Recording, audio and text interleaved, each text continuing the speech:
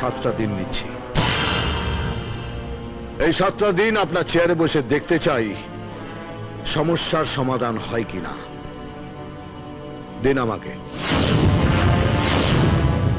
খেয়েছে, এতক্ষণ তো কাছা ধরে টানছিল, এবার দেখছি চেয়ার ধরে টানছে। চলুন দাদা, আমাদের দেরি হয়ে যাচ্ছে। ওর একটা পাছায় দে।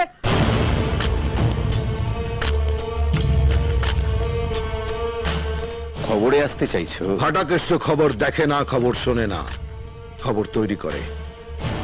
হিম্মত থাকে তো 7টা দিন আমাকে আপনার চেয়ারে বসান। তোমার মতো একটা গুন্ডা হবে স্বরাষ্ট্রমন্ত্রী?